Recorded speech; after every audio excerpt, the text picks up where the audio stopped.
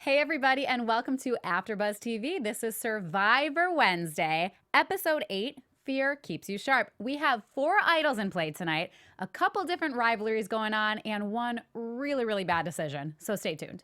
You're tuning into the destination for TV superfan discussion, AFTERBUZZ TV. And now, let the buzz begin. Rivalries.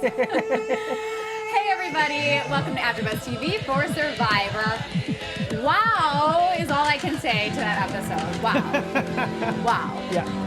Thank you guys for joining us tonight. We are very excited to get into this episode with you guys. I'm your host, Paige Bonanno, and my wonderful co-host with me tonight. Hi everyone, happy Wednesday. I'm James Wallington. What's up, everybody? Timothy Michael. We are so happy to have you guys here. Everybody in the live chat, thanks for joining. As always, Timothy's going to be monitoring our live chat on his phone tonight, so just a quick heads up in case anybody's like, why do you keep looking at your phone? He's going to monitor that for us so we don't have to keep looking up at the screen. I got you guys. Yeah, you got it. So everybody, episode 8, Fear Keeps You Sharp. Overall thoughts on the episode tonight? I'm kind of at a loss for words. Like I took a lot of notes, and then when I really started to process what I witnessed in tonight's episode, I was like, what? Where do you even begin? Like what? Like that's literally all that came to my mind. Oh my God. I'm frustrated and relieved at the same time. Yeah, that's a good way of putting it. Yeah. Yeah, I mean, I am too. I feel like, just so much happened at the end, and there was just so many different scenarios that could have happened and so many different ways it could have went. And overall, I'm happy with the result, but it's just kind of crazy that that whole thing went down. Yeah. So let us know what you guys think. We are going to get into it, and we are going to have some fun news at the end. James has a couple things to mention. I have some stuff that we found out, so definitely stick around for that. Woohoo. And anything else you guys want to say before we get jumping into tonight? The fantasy, we have one person that got out, or it was on Michael's or Timothy's team. Yes. So we will discuss that more at the end, and let you know what's going on for next week. So, episode 8, Fear Keeps You Sharp. You guys, first of all, merge. We are in the merge, and super stoked about that because now it's an even playing field, and that's kind of like my favorite part of the game is when we get into the merge. But so when we first got in, basically they had told them beforehand, like, you guys are going to the merge and you're going on boats. Like, what did you think about that? I was going to say they dived right into it. I thought maybe like the feed that I was watching the episode on was skipping part of the episode because it dove right into Kellen talking about the merge and kind of narrating how they got a letter at Tree Mail, but we're not seeing any of this. We're just seeing them on the boats going to Navidi's camp.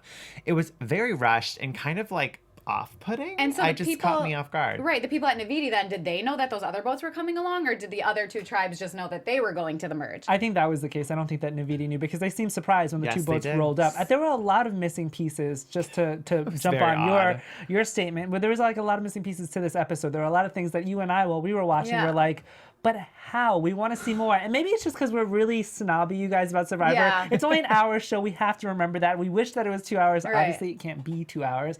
So they have to edit, and the editing process is probably very strenuous. Yeah. But I want to see more. I want to see the why. I want to see the how. And I wonder, like, how they decided to go to Navidi's camp rather than any of the other ones. Like, was that the nicest camp? Or was that just closer to where they wanted to be? Or, I don't know. I just thought it was a kind of a weird way to go into merge. Because the way that I like to see the merge the best is when you're going into the challenge and then they're like, drop your buffs, it's a merge. And then everybody's just so stoked, crying. Like, it's just a surprise for them. It was just very odd. Yeah. It didn't feel right. I also miss that this season of Survivor is doing a lot of, in previous seasons and previous episodes, rather, they would go straight from tribal, and then the episode after that, we would see back at camp the night of, like, in their reaction to who just went home and why that person went home and who voted for who. And Bria Carter in the chat said that she really wanted their reaction to Bradley leaving. Yes. And I'm gonna agree with her. I really want to see them back at camp right after tribal and seeing their reactions. Well, especially because I'm going to jump the gun to the news that I read shortly after that episode. As promo for tonight's episode, Dalton Ross wrote an article on EW.com about how Dominic threw the challenge. So tell us how this is a thing. So yeah, it was an interview with Dom about, going into the merge and his thoughts on the feud between him and Chris and like what we can expect for tonight's episode. And Dalton asked him a question about his dive in the immunity challenge. And he's like, what are you talking about? Like, my dive looked great. And then he goes, but actually there's a little bit of a reason behind that, is that Chelsea and I going into it wanted to throw the challenge. He said that. Yes, because we wanted to get rid of Bradley. However, when they decided on who should sit out on the immunity challenge, the tribe voted for Chelsea to sit out. So Dom was like, it's really up to me to kind of throw this challenge and kind of guide it in the direction we want to go. So in the interview, he did outwardly admit that they threw the challenge, or at least his attempt was to throw the challenge and to get rid of Bradley. Well, why did the team decide on Chelsea to sit then? I think because she was not the best swimmer, and she's vocalized that to them. I mean, we as the viewers don't see that, but that's kind of what he was saying. But Chelsea and Dom were the only two in on this to throw the challenge. Nobody else knew. That's what it sounded like. So she really had no control to be like, no, I have to go in because... Because I think they knew that Malolo really wanted to get rid of Bradley. So they're like, well, let's throw this because we're on the same page. Well, then why wouldn't they all just talk about it? True. I don't know, but kudos to Dom and Chelsea, because usually when they decide to throw a challenge, it's so obvious, like painfully obvious, and we're like, guys, really? I didn't notice. And I wouldn't have thought anything if you hadn't told us. And they about that never even interview. put it in the story for the episode either. I don't know if I could. Yeah, see, that's how much we might miss. Like when they do the editing and stuff, that's like a huge part of it, and we didn't see anything. Right. But I don't know. I, as a player, would be way too scared to throw any type of challenge. Especially just to Dom. Exactly. Just to even go to tribal is way too scary for me, and I'd be like, I can't do that. I guess Bradley really got on their nerves then. Like, Oh, he had to 100%. get on your nerves. And That says a lot. And if we're going to talk about anything, we'll talk about obviously this tribal as well. But I feel like people getting on your nerves and people, you know, just playing with you on an emotional level, not even a strategic or a gameplay level, has a lot more to do with this game than just being... It's social politics. Yeah. It kind of is a popularity contest. If you get that annoying, people don't want to be around you, no matter how appealing it is to go to the end with you. Yeah. It's like, do you really want to lose your mind over the next, 22 days? Yeah. So the next like 16 days before you lose your mind. So I don't know. And I agree with that like it is nicer to see kind of, when after they voted Bradley out, to see it a little bit at the beginning. But maybe this one was a different scenario where everybody knew they wanted to vote Bradley out, so it wasn't much of a conversation. It was like beating a dead horse. Yeah, exactly. But I agree. Like, right in this episode, we jumped into like Dom has a real idol, a fake idol, a legacy advantage, and I was like, wait, slow down. Like, let's like go back to what happened last episode, just so I can like refresh my mind. Yeah. That was one of my favorite things. Speaking of idols, Boston Rob, which, is an iconic player to the entire series of Survivor, tweeted tonight while watching the episode, and I had to retweet it. He said, "Get ready, tonight is the night that all 75 idols get played at Tribal Council." Obviously, he's being a little facetious, but it's true. There's way too many advantages in play, and as a viewer, it's like, Well, honestly, I had forgotten that Dom's legacy advantage was an idol. Yes. It wasn't just a random advantage. So that means that Dom had two idols then. Michael had an idol. Chris had an idol. Wendell had an idol. I don't know. Maybe somebody else has an idol that I'm forgetting. But see, I'm going to disagree with you because I feel like calling Dom's legacy idol a hidden immunity idol doesn't really count because you could only use it at 13 or 6. But he used it as an idol tonight. Right, which is understandable. You can call it an idol tonight, but last week it wasn't. So he didn't have two idols last week. I get it. You know what I mean? I think it's more so just advantages. Yeah. It's all under the same umbrella. Because you're saying he could have gone home last week and would have had no way to stop that if he didn't play his other idol. Right. Yeah, I get that for sure. So going a little bit into the Chris and Dom situation, like they sat down to try to work things out, which props Thanks to to Dom. Wendell. Yeah, props to Dom and Wendell for doing that. And my question to you is, so first of all, we know that Chris completely shut down this conversation and didn't even entertain the idea, basically. Not at all. He didn't even say, I'll consider it. I'm willing to maybe work with you. He said, I don't know what I'm doing yet. Like, I can't say anything yet. And in your opinion, could he have avoided the whole scenario that happened to him tonight had he been maybe willing to work with Wendell and Dom? Yeah, I really do think that there could have been a different outcome for him if he would have just kissed a little butt and sucked it up. I really do, because I felt like Wendell and Dom were being sincere to some degree. You almost have to play that field because they knew going into it that maybe Navidi was going to stick together, and that would have been a majority in Ride Through the Merge. Right. And the only way of really making that happen is that they were able to reconcile the differences they had with Chris, and Chris was just not having it. And I think that was the turnoff. And they said too, hey, we know we've had our differences. We really just want to vote with you, like for this one vote, or not like that, but they said, we understand if it's just a one-time thing, but we really think we should work together on this. I do think that they were genuine about wanting to work with him. I agree. And we've said it time and time again on this show, on this panel, for example, never close a door. When somebody's coming up to you, even if you're BSing your way through it, like never close, like just shut down an opportunity to work with somebody because you never know if it can come and bite you in the butt. Exactly. And I think that just shows more about Chris's ego and how, cocky he is. And he thinks that he doesn't need to work with other people. And that just like rubbed me the wrong way a little bit for sure. Yeah. Before I get any further, I just want to give you guys a quick tool that you could use that is really fun and a cool podcast. It's from Maria Menounos. So if you guys want to have fun, learn, and grow in all areas of your life, we have the podcast for you. And this is seriously really good, you guys. So it's Conversations with Maria Menounos, podcast edition. It's hosted by our AfterBuzz TV founder and drops every single Friday on iTunes. Conversations with Maria Menounos features celebrity and influencer interviews along with secrets and tips on how to be better in all aspects of your life.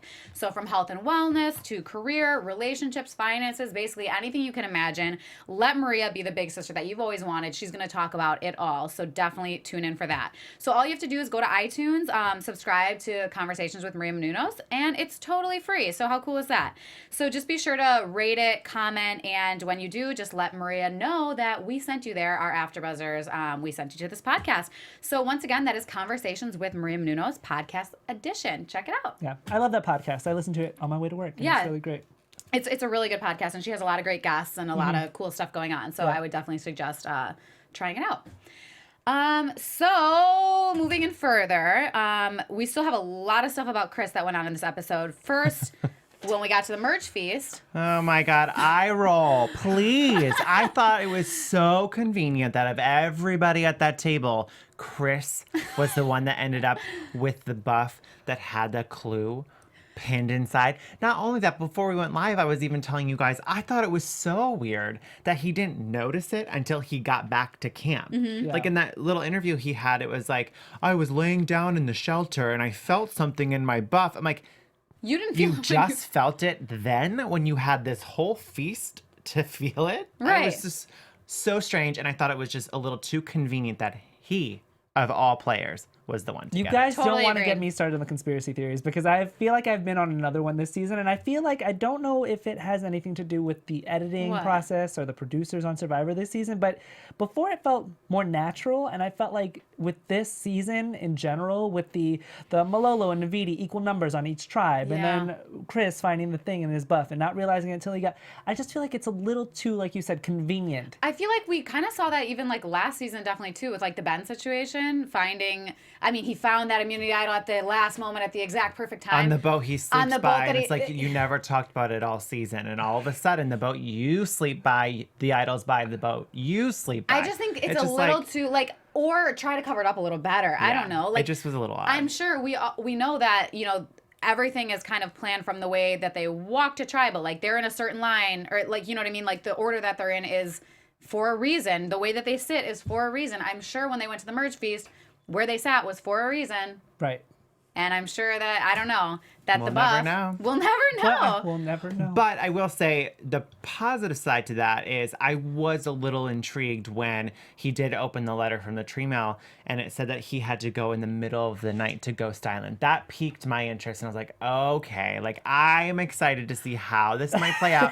But the fact that he got out of there with nobody figuring it out, I'm like, come on. I know people who've been on Survivor. I know that it's not the most easiest to sleep in the shelters. Like, it's hard to get sleep, period. So when I hear this from former survivors, I'm like, of course, the one night everybody's just passed out. Not one person heard him leave. Also, it's not just about him getting up out of the bed, which he was trying to be so stealthy about. Like, you can get up in the middle of the night to go to the bathroom, and I'm sure people do that all the time. Right. But the fact that a motorboat came in and nobody heard it, and came back and nobody heard it, I mean, little too weird. It's an island, and if you have been on an island, Even if it's not a motorboat, like sound travels pretty well on an island because of the wind and because of the water, and your voice is bouncing off of the water. Let's not get scientific here, but you can hear a boat no matter how far. Like, I'm sure they didn't ask Chris to walk 2 miles down the beach in the dark. So I'm sure it wasn't that far off from camp to where this boat picked him up. Right. So you would have been able to hear it. Once again, conspiracy Also, how does theories. Chris know where the boat is? What time the boat's picking him up? Like, how does he get these details? And how does nobody hear it?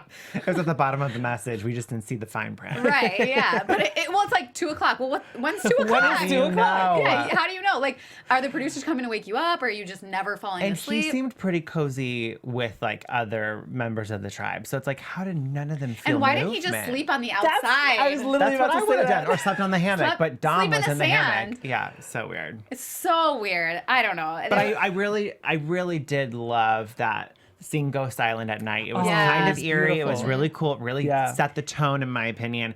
Definitely. And the challenge, the game he had to play though. You didn't like it? I liked it. I liked it too.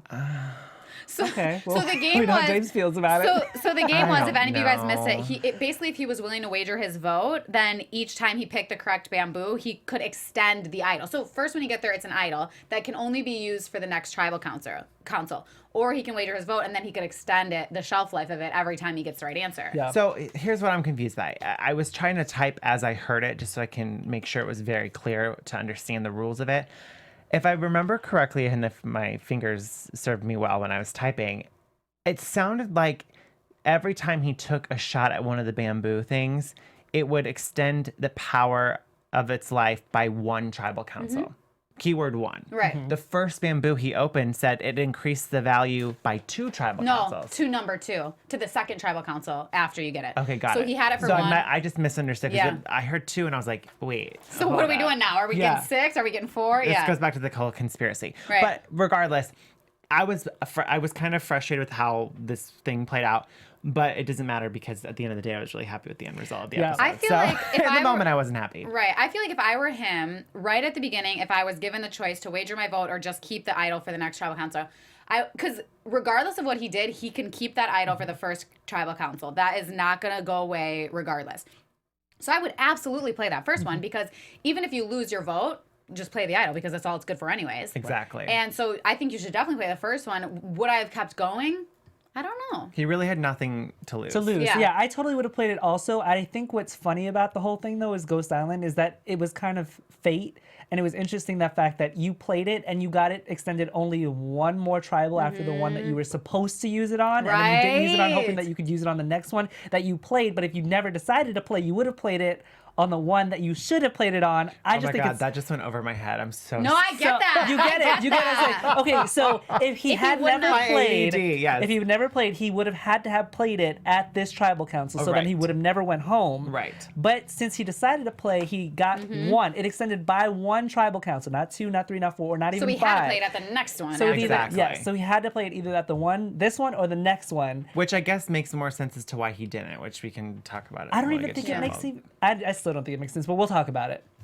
I don't know. I mean, Chris, man, but I thought it was a cool challenge. But here's another conspiracy theory, really quick. What if, like, in the second one, they had both been like no vote? Like, we really don't know. But I thought He it could was just kind fake of it. chance. Like it was kind of like roulette. He could have picked whatever one I don't think he had to pick an order. I think he did have a No, picking order. it was like one, either 1 or 2. The next one, either 1 or 2. It was a 50-50 Yeah. chance every time. Okay. So you got had to it. go. But like I'm saying, like, what if they were just like messing with us and they put like No vote in either? each. You're never gonna know. That's true. You know what I mean? That's Because true. if they're like, we don't want him to get past here, they could do whatever they wanted.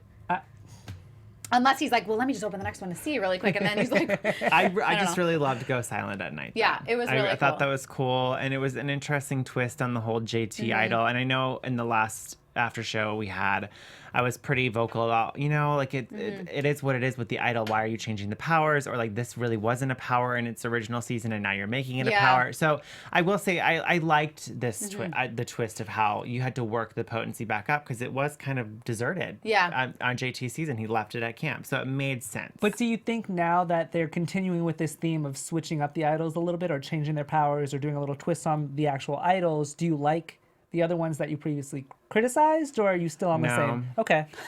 I was curious. I just wanted to know. no. I thought just this one seemed more cohesive with its storyline. Right. It was left at camp. It was kind of dead, forgotten about, and Yeah. now you have to kind of build the power back up. I agree. It makes sense. Yeah, I liked this Ghost Island for sure. Yeah. And cool that they still, even though we don't have the individual tribes now, they're still able to incorporate Ghost Island back, even though we're in the merge, which was good.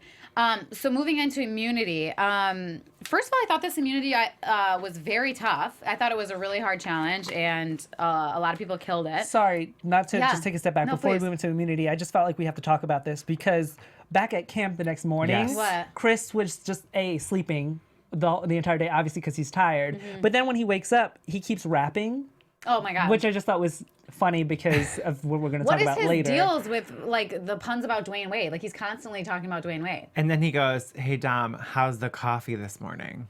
Yeah, Or how's that coffee coming?" yeah, yeah. He's like, Like just like bossing him trying to get around. people to, well, he's tired because he was up all night on Ghost Island. True. But yeah, I don't know. That's Chris for you. But anyways, back in the immunity. Yeah. I thought it was a really hard challenge, and Kellen, I mean, first of all, Kellen pulled it off. She killed it, which Yeah. we see that she's really coming along. Yes. Libby also was just totally killer in this. Same with Chelsea. Yeah, Chelsea. And I'm gonna say right now, she's really growing on me. Like I still don't feel like I know Chelsea. I don't know her either, but she's definitely like flying under the radar, yeah. and I can appreciate it. She's mysterious, and it keeps me interested. But I feel like at this okay. point, she's still mysterious. She's still mysterious now. I feel like I know everybody else aside from her. I don't feel that way about Jenna. Yeah, I don't know Jenna either. I don't feel that Although way. I did love her overalls. Yeah, Oh. Sebastian Big in the either. He eyebrows. hasn't really said much. Right. There's a lot of players that they're picking and choosing who to put more attention Yeah. on. Wendell, Dom, Laurel, Kellen. There are certain players, and then other players are just falling to the wayside. It really just kind of depends on who's guiding the story for that given episode. That's like, true. I'm sure they were all playing really hard. I mean, Yeah. we saw some of these people we're talking about were seen in conversations Yeah. and having a voice or an opinion on a certain matter, especially about Dom or Chris. But it's more so like, if you're a better narrator, you're going to be seen more. Yeah. Because at this point, I wouldn't vote for Chelsea over anybody. Like, even Chris, if we got to the final, and I still felt like this way about Chelsea, I wouldn't vote for her against anybody because I just don't know enough about her and I haven't seen her do anything. But if you were on the show and actually like living with Chris, do you think you would have voted for Chris? Probably not. Right. Depends on how Chelsea is, but she seems like a cool gal. So. Right. But yeah, I mean, Kellen's really killing it. Also, I was noticing when people were getting out of the challenge, when they dropped their statue, they would like throw the pole or whatever. I was like thinking to myself, what if this pole like hit the next person and the next person dropped? Like, what would Yeah. they do about that? Has anything like that ever happened? Where anybody like interfered with somebody else's But game? it's a very good question. And I think it's something that people have always wondered is like, what if by accident it was like a contestant interference that was Yeah. totally not meant to be? Especially, What would they do? Especially with the water challenges when they're like balancing on a pyramid in the water, and then somebody like falls off and loses their balance and jumps off, and then the waves right. create a ripple effect. And then what if that affects the person next to you? Like, I would be interested to see how they handle yeah. that. Yeah, I wonder. Yeah. Interesting. Another thing that I loved about this challenge was that it was obviously the first immunity challenge during the merge, and this is really where you see people and what they're made out of. So I would never have expected Chelsea, Kellen, and Libby to be in the final three for the first immunity Definitely in the not. final. Do you guys think that it's beneficial to win the first immunity challenge or to just kind of fall under the wayside? Because we talked about Chelsea just flying in the middle of the radar, and she was like, no, I'm going to play, and she actually stood out to me in this. I think regardless of what immunity challenge it is, regardless of what number it is in the line, I'm going to do whatever it takes to win Yeah. as best to my ability, even if it's the first one. But I don't will really say care. for Kellen and Libby's sake, both of them have been talked about quite frequently by the other players as being seen as strong social players. So showing your worth in a physical competition just adds an extra notch to your belt of being seen as a threat. And it makes me think that somewhere down the line, people are going to start catching on with Kellen. Yeah. I just didn't think Kellen was that strong or that, like, not like she's not capable of doing it. I just didn't expect that, especially like when you looked at the contrast between Libby's face and Kellen's face during the challenge, or anybody else for that matter. Kellen looked so stressed. Like, she looked like she was dropping at any second. She did not look stable. And Libby's just sitting there like this the whole time, very stone-faced, very concentrated, very focused. And it was just a total contrast for me. But that's what I mean. Like, back to what James is saying, I feel like nobody expected that from Kellen. They know that she's a good social player. They know that she's a super fan of the show. And now it's an added element Right. of, oh, actually, you're good at challenges too. It just puts more of a threat and a target on her back. Interesting. I forgot to add on to this. In Dominic's interview about tonight's episode, going back to the whole Bradley vote off, he said that what we didn't see with Bradley is that he talked about Survivor all the time. And Dom was actually surprised that he would show how much of a fan he is. Huh. So I think people, like you brought up Kellen being a huge fan, if that's being talked about a lot at camp, it could come back to bite her. I do feel like maybe Kellen's just really good at hiding those kind of things, though, because to me, she just seems like this gawky woman that probably doesn't look like she's that like physically inclined or really that that she'd be that good at the game. She looks like she's kind of out here for fun and having a good time. So like maybe she's just a really good hider. Like she hides those things very well. One person that did surprise me was Laurel. I expected Laurel to at least be in the top 3 of this challenge because she is so athletic, and we all know this about her. But as Jeff said, Mother Nature is always an obstacle. It looked like the wind on hers. That was the wind. Yeah, and Desiree's too. The wind just totally knocked hers over. Yeah. With Chris back at camp when they go back. So basically, this part kind of confused me. I mean, he just gathered everybody and went to the water well without Wendell and Dom, like right in front of their faces. What kind of strategy is that? It's ballsy is what it is. Yeah. I mean, the fact that he did that, I was like, you are just digging yourself a deeper hole. And if I was one of the other people you brought to the well, I would look at you thinking, you're not someone I want to work with. Yeah. And he gives this massive speech and everybody's just kind of sitting there listening to him. And I think they could all kind of see like his ego is just way out of hand at this point. But the fact that he felt confident enough to do that, pull everybody over to the well at the same time and give them this speech as if, I really want you guys to consider this. Like, the way that he's saying it is like, you guys need to realize that this is what we need to do. Yeah. It goes back to what Angela said at the beginning of the show. She's like, I don't like how Chris talks to me. It's more like he's telling me rather than asking me. Yes. And I think that is poor social management I just in thought a game like this. It was really funny because Good way to put it. Yeah, I agree. when they edited it and we saw them all going to the well and we saw Chris talking to these people, I kept writing down who he was talking to. And it didn't really occur to me that he literally took everybody except Dom and Wendell. I just thought that was, it's like you said, Paige, it's not the smartest move. We've seen people come back from immunity challenges and talk to people separately. Right. Like, make your moves. You have all this time. You have hours before tribal council. So at least do it indiscreetly. But I think James has a point where it's just his ego that gets in the way, where you think that you're safe enough and that you can think that people would trust you enough in order to idol. take And he's all so these people. ballsy to do this, especially because he had the chance to work with Chris and Wendell earlier. It's not like they just totally shunned him out and then he's like, hey, I got to do something for myself. He had the chance to work with them. Well, Jenna did say to him, you know, we think everyone is open to the idea. Yeah. And I do believe there's some truth to that because we did see earlier in the episode Jenna and Libby talking shortly after Dominic had left their conversation. And they weighed out the pros and cons between Chris and Dominic. You know, Chris seemed to be a little bit more loyal. You kind of know where he's at because he's a little bit more vocal, and Dom is a little bit more dangerous of the two. So I do think there's a little bit of truth in all of them humoring the idea of keeping Chris over Dominic. Yeah. I really do. Yeah, I think what I liked about it after they came back from the water well was that Donathan went straight up to Dom and was like, hey, look, this is what's going on. I was like, Dominic better make some moves because him and Laurel, I feel like him, Laurel, Wendell, and Dom actually do have a really core, strong And that's alliance. an alliance I want to see more of. Like, I know they kind of skimmed the surface at the beginning. I know Dominic said it in an interview, like, I'm back with my 4. And then seeing Donathan be the one to kind of take that initiative was really exciting. I was like, yes, Donathan, like, get in there. I was so excited. I it makes love me so Donathan. proud. But a question I had, and it was a very small aspect of it. We didn't see much like how this played out, but Dominic asked Donathan, should I go talk to Libby and Jenna about this? And he said, no, absolutely not. Do not talk to them. They're going to like bluff you or whatever. What was that all about? But I think it's smart because it goes back to the conversation we saw with Libby and Jenna. They were more towards the idea of keeping Chris based on that conversation we saw. I mean, maybe Donathan had intel we didn't see play out in the episode, which was smart for Donathan to say that because it shows that, you know, you can trust me. And then don't go back and tell them because then they might form an alliance and be like, oh, Donathan's telling people stuff. We need to get him out, you know? And just going back to that conversation between Jenna and Libby, Jenna says that the feud between Dom and Chris is taking the attention away from everybody else. 100%. Which I thought was brilliant because A, we don't get much from Jenna. But that just speaks to how intelligent she is because I'm like, this is an amazing opportunity for you to, while all of this fire is going on, to work behind the scenes to see who you do not like and who operates the way that they operate. And that's why I liked how the girls were like, hey, let's, you know, maybe talk about getting Libby out. Right. But I wonder why that plan then never came to fruition at all. Like, it didn't really go anywhere. It almost did, but I honestly think what happened at Tribal maybe might have switched some of the girls' votes and how ballsy Dom was with his speech at the Tribal. I felt like that might have changed some of their minds. Well, I originally thought that this was my guess before we went into Tribal, that all 3 guys were going to play their idols. Wendell, Dom, and Chris. I thought they were all going to play it, and then Libby was going to go home based on 1 or 2 votes. Yes. And obviously we see that the only person that played their idol was Dominic for himself. Because he had to use that anyways, so good for him. Well, what did you think of Wendell telling Dominic he had an idol? Oh, Wendell telling Dominic earlier, you're saying.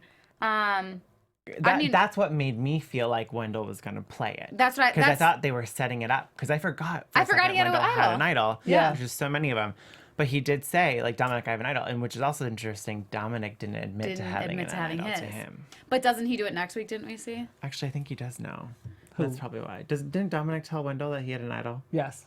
Dominic told, like, everybody that he had an idol. Dominic told everybody they had an idol. But they don't know that he had two, basically. So now they think it's flushed. Right, exactly. But yeah, I don't think that he should have told Wendell. I mean, I know they're really buddy-buddy, but I mean, if I were in that position, I probably would tell him just because I wouldn't know what to do myself and I would need somebody to, like, guidance. But I don't know. I don't know if it's that smart. But so yeah, I thought that was going to kind of play out was the three of them playing it. But at Tribal, before we vote, we get into this huge situation about Dom and Chris, and they both kind of tell their side of the story. What did you guys think about how that played out? I think Dominic is smooth. I mean, sure, it was bold for him to come out like that, but he was very articulate and very convincing. And for the most part, I don't really feel like anything he said was much of a lie. Like, I feel like Dominic. it was pretty... Yeah, it was pretty spot on. I'm on. going to tell it from my perspective, and I feel like as a viewer, I was like, yep, everything you're saying seems to be lining up from what I saw. But even Chris, too. Like, I don't think that I think both Chris and Dom are pretty honest guys. Yeah. They just don't get along. Right. But neither of them have been, like, making up stuff like we've seen in the past. I was going to say the same thing. I felt like Chris's argument as well, and as much as I didn't like Chris as much as I preferred Dom over Chris, I felt like when Chris was saying, you know, once I was on Ghost Island, you guys targeted Angela, who was an OG Navidi, like we were supposed to stick together and you guys didn't go by that. Right. That's when things shifted for me, which I can completely understand. You felt like your alliance betrayed you, so why would you stick with them? Right. Yeah.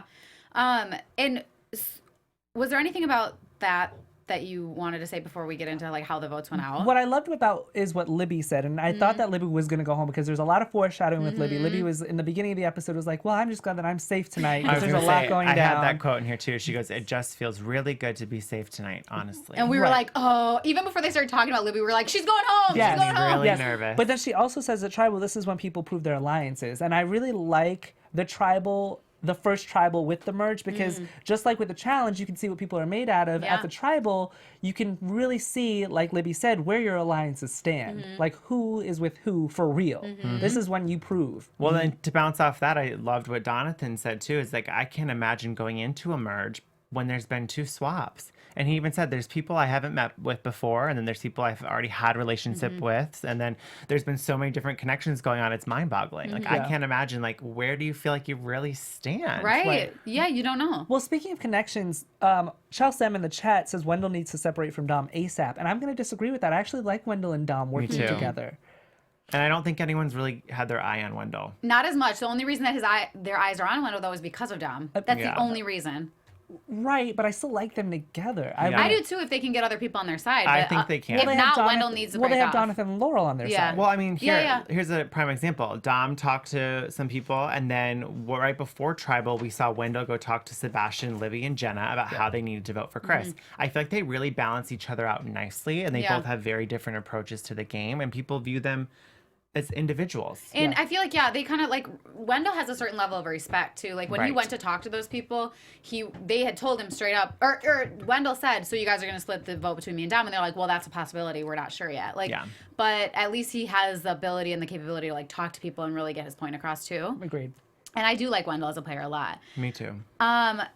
Speaking of Wendell, how he goes when he votes for Chris and when Dom votes for Chris, they went so good. at it. They went in. This is the first time I've ever seen anything like that, and I thought it was really fascinating and kind of. But at the same time, I feel like there's always a double-edged sword with Survivor. Like this proves that it's good television. Like it can prove that you have guts, but at the same time, I'm like, wow, you were so cocky to do that. I thought Wendell's. Go ahead. The first time that had ever happened that I can remember is Survivor Gabon with Crystal. She got really sassy when she went up there to vote, and everybody back at Tribal was just like, you knew who she was voting for and why. She was very... Did she go home or did the person... No, I think the person she voted for. See, I think... In fact, it's been so long, but that's what I remember. Wendell's was just like a funny thing. Like he was just being like a goofball. But Dom, I would never, regardless of how I felt about the people, I would never call that out in front of people to hear because puts a target on your back. Anything you do that is out of the ordinary like that puts a target on your back. Why are you screaming this? We already know you're voting for Chris. But also the fact that, you know, Chris got up there, and because he had the no vote thing, he said, you know, I have nothing against Wendell or Dom. Like, it's just a game.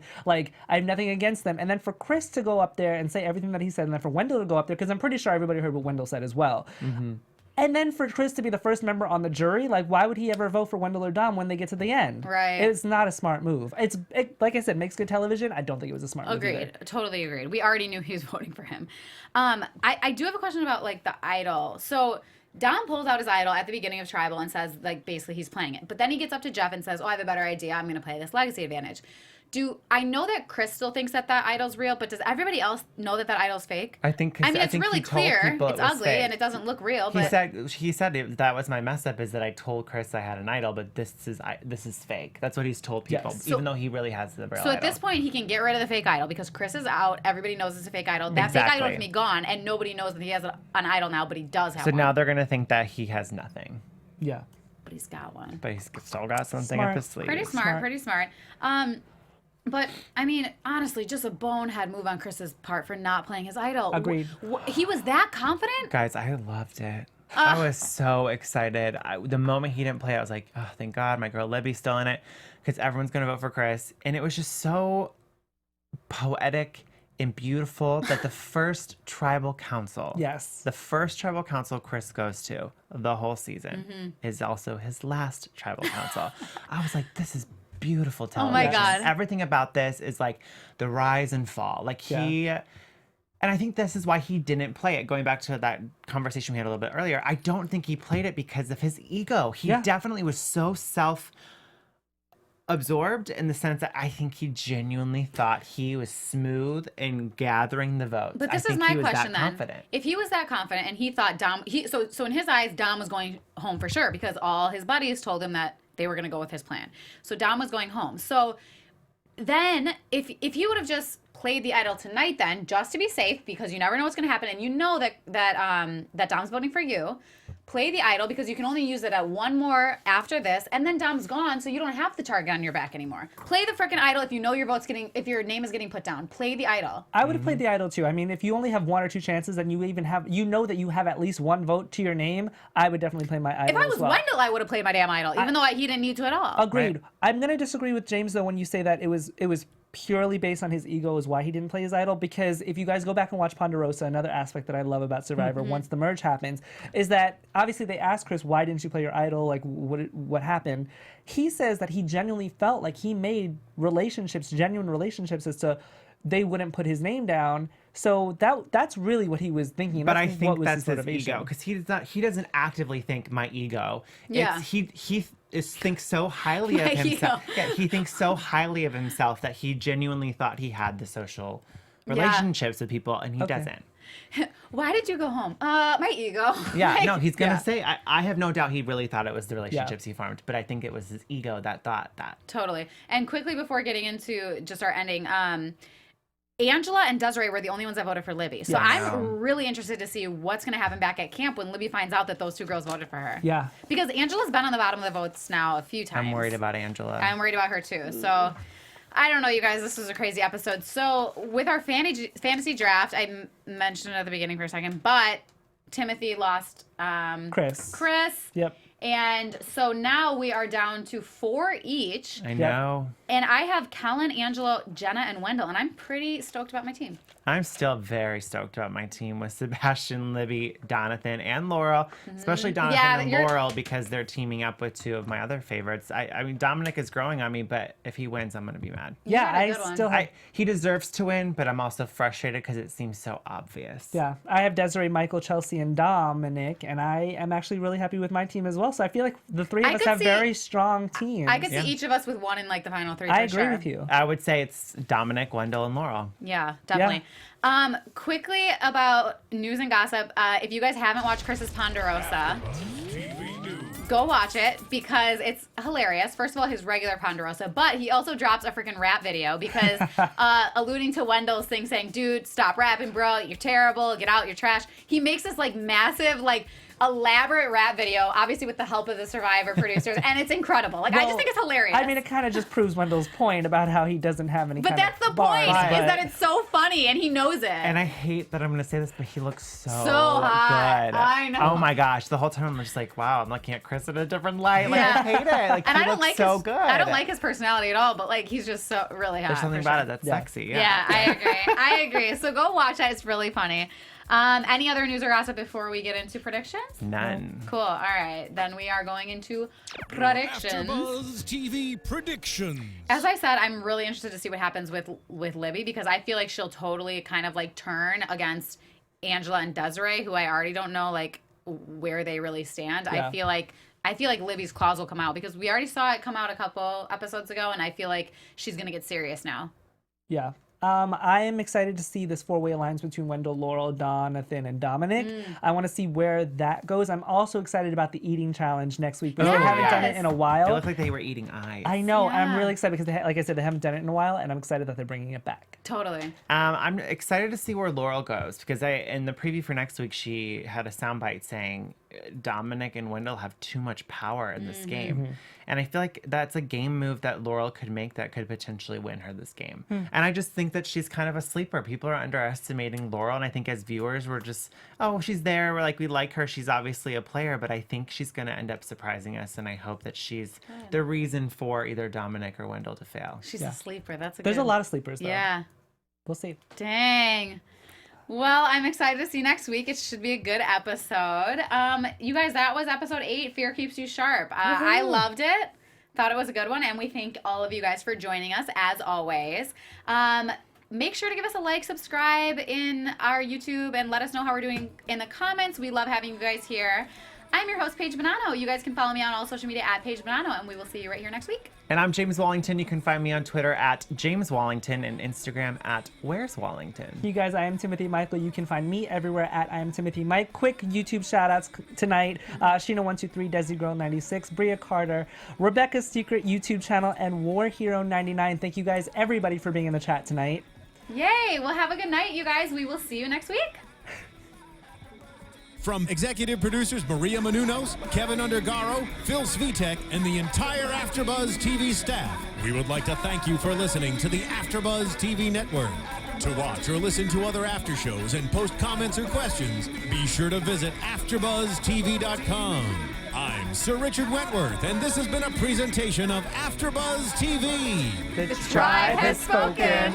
The views expressed herein are those of the host only and do not necessarily reflect the views of AfterBuzz TV or its owners or principals.